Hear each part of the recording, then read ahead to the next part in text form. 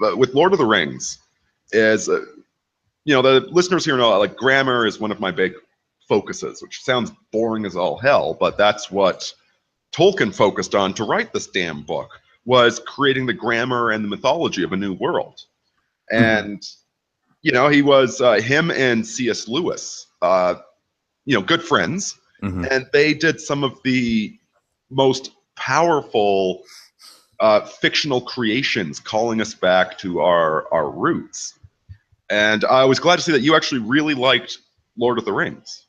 Yeah, I grew up reading that, so absolutely. So what is, to kind of, we're going to half spoil one of your episodes. What is Lord of the Rings actually about? I argue Jay has a kind of a weird out there take on it, which I didn't know what his take was going to be before we did the show. But I view it as kind of operating on multiple levels. On one level, it's kind of an allegory of geopolitics and mankind's history in terms of, the races, and, Jews do kind of seem like the dwarves in the film. You know what I mean? They're all about jewels and all this kind of stuff.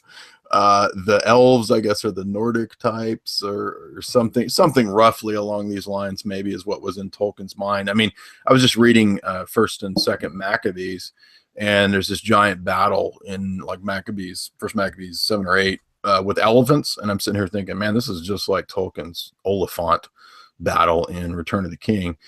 And at the same time, Tolkien was involved in the Jerusalem Bible. He actually translated the book of Jonah for the Jerusalem, which is a more modern Catholic translation, the Jerusalem Bible. So I know that Tolkien was very biblically literate. And so I also see a kind of theological layer to the Lord of the Rings, with obviously the perennial stuff with good and evil, and Gandalf kind of functions as a saint/sage character. The elves are kind of angelic. You could look at it that way. The lembas bread is kind of like communion, the Eucharist. So there's all kinds of analogies that can be made like that. Yeah, you replayed the bit where they're forging the rings, and they talk about the fundamental sin of every of these races.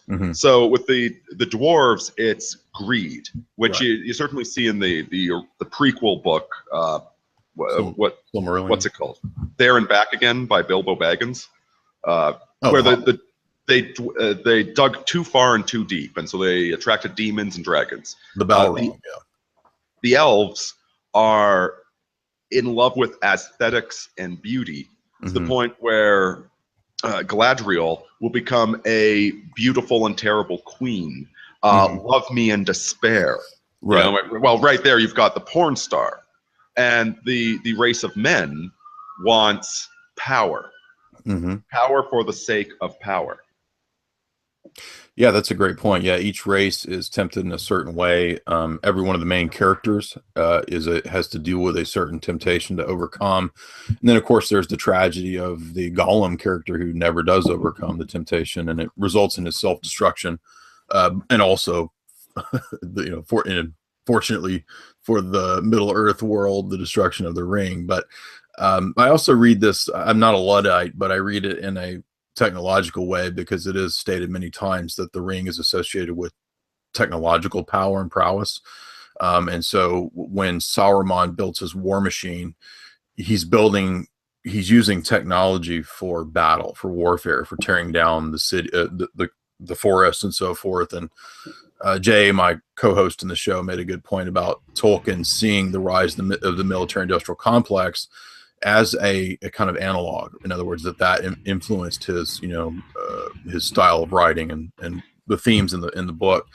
So I think that the drums of war, the progress of technology through the military-industrial complex is a big warning in the film, because ultimately, what does Sauron want? He wants like total panopticism surveillance. That's what the ring does. The ring lets him see what everybody else is doing. Yeah. And see their sins and tempt them. It's almost like Tolkien was saying, hey, all you people fighting each other, you have one real enemy, and that's essentially this force of Satan that is going to erect a technocracy. So that's how I see the book is actually prophetic.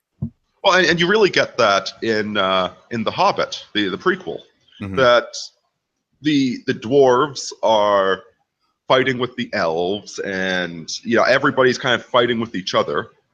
You have, what is it, the Battle of Seven Armies? The Battle of Five Armies, yeah. Yeah, That's Five how Armies. it ends, right? It's been so long since I read the books, but it boils down to, like, this is something that Sauron, in his position as the necromancer, has been organizing Right. from day one.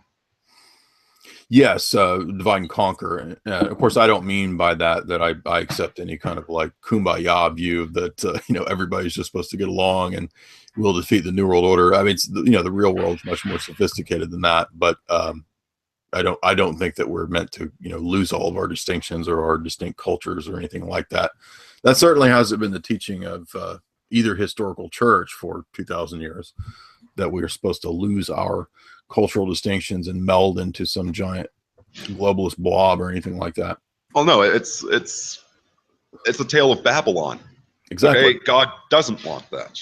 Right. And I think it's worth considering too that the medieval church is the one that came up with the concept of just warfare, which was not zero warfare, but if there are times when things things do break down to war, but there are certain standards that we should all have during it.